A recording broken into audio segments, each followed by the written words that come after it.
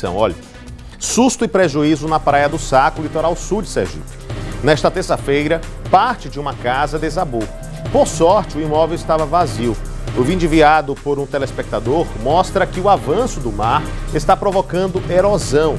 Na área externa do imóvel foi aberta uma cratera. Os proprietários da casa já retiraram todos os móveis. Que imagem impressionante, né? Muito impressionante mesmo.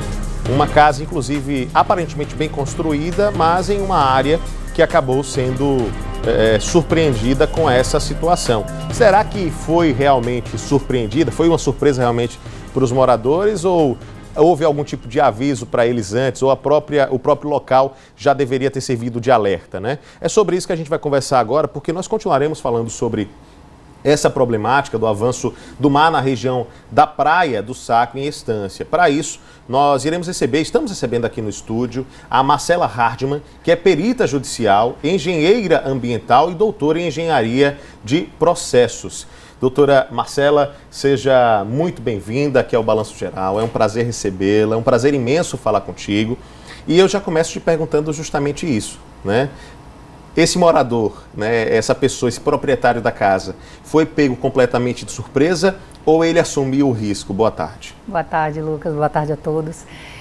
Então, infelizmente, não dá para a gente dizer que foi algo completamente surpresa, porque já aconteceu anteriormente. Não é a primeira vez que uma casa na Praia do Saco sofre esse tipo de dano.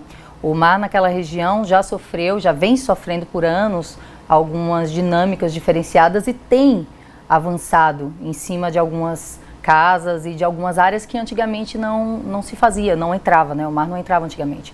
Então, a dinâmica do local mudou muito. Há 30, 40 anos atrás, era completamente diferente. Então, as pessoas construíram com muita segurança, crentes que estavam fazendo tudo de maneira correta. Mas, infelizmente, a gente sabe que o mar a gente não controla, né?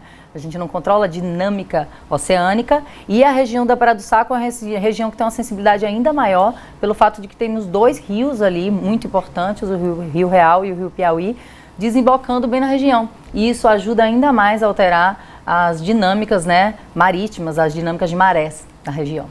Existem, né, medidas e ações por parte do poder público que podem barrar esse avanço do mar? Por exemplo, eu vejo em algumas capitais do Nordeste, por exemplo, em Maceió, eu vejo que em algumas áreas eles colocam barreiras de pedras para poder proteger a avenida ali da orla que fica bem próximo ao mar. O mesmo acontece, por exemplo, em Recife. Aqui em Aracaju nós já temos uma outra dinâmica, eu não vejo em muitos pontos essas barreiras. Lá na Praia do Saco, seria o caso de fazer algo nesse sentido ou não? Não tem como muito evitar essa situação? É uma situação complexa, porque já tem, em algumas regiões ali, foi colocado enrocamento de pedras, em algumas regiões. Não sei se foi o caso da residência atual que teve esse acidente, mas o enrocamento de pedras, ele é útil até um certo ponto.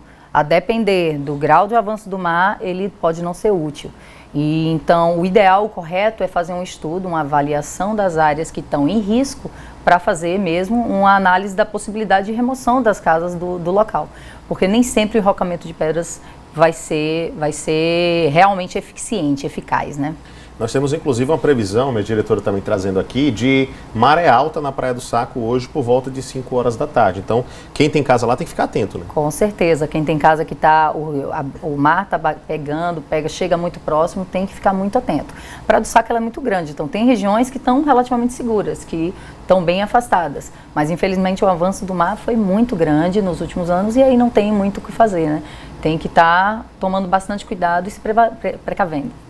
Você traz para mim a informação, né, e já falou aqui no início, justamente dessa questão da influência que o mar naquela região sofre, por exemplo, dos rios que desembocam nele e de uma série de outros fatores. Mas há uma questão que me parece mundial, do avanço do mar, uma discussão que acontece em todo o mundo, e no Brasil não poderia ser diferente, Sergipe também não fica fora disso, é um estado que tem um litoral belíssimo, inclusive.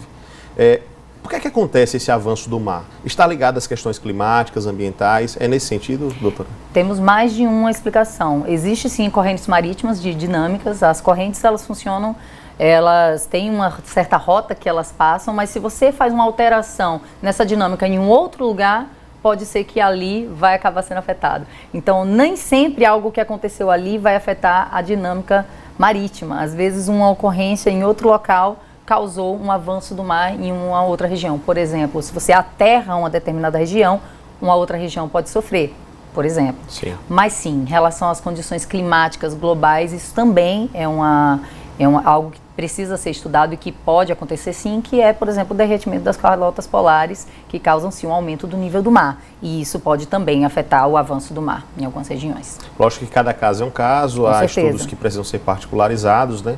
Mas na prática, existe, essa é uma boa pergunta, existe legalmente alguma lei que estabeleça a distância mínima para a construção de uma casa, da faixa de areia, da praia? Como é que funciona? Existe a faixa de areia, ela é considerada uma zona não edificante, é uma zona que não se pode construir.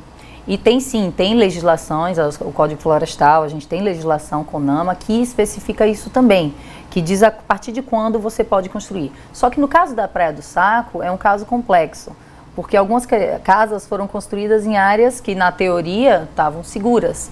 Apesar de que tinham a restinga, né, tinha a parte de areia, elas eram bastante distantes do mar. Então não havia, como há muito tempo atrás não havia esses estudos, não se sabia desse risco de avançar o mar até tal nível. Eu estou falando de mais de 100, 200 metros para dentro. Então realmente, os relatos de quem mora na Praia do Saco é de que quem mora mais de 50 anos pelo menos, é que andava muito para chegar até a praia. Então, olha hoje a situação, eles não só não andam, como estão na beira de algumas residências. Então, essa alteração foi muito grande. Então, para eles, a legislação, que inclusive é mais nova, eles não teriam como ter seguido essa legislação se a obra tivesse sido muito antiga, eles não teriam como conhecer essa lei.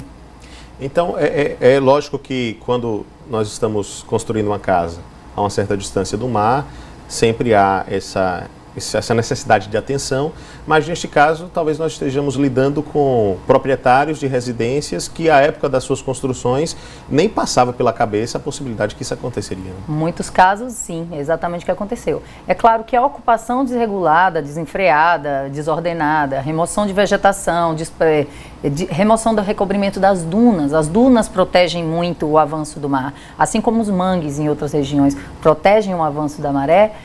Essa descaracterização da área potencializou um pouco esse avanço. Então a gente tem o avanço do mar que ocorre pela forma natural, que a gente não consegue controlar, que é a própria dinâmica do mar, mas a gente também tem como trabalhar com com gestão ambiental para evitar potencializar essas ações. Doutora, obrigado pela sua presença, pela sua participação. Foi um prazer recebê-la aqui, trazendo de forma muito didática e esclarecida para o nosso público as motivações, né, de toda essa situação, para que a gente avalie mesmo e comece a pensar sobre, para evitar que isso continue acontecendo ou que pelo menos as pessoas continuem construindo casas em áreas de risco. Obrigado pela sua presença e participação. Excelente dia. De nada, obrigada. Boa tarde.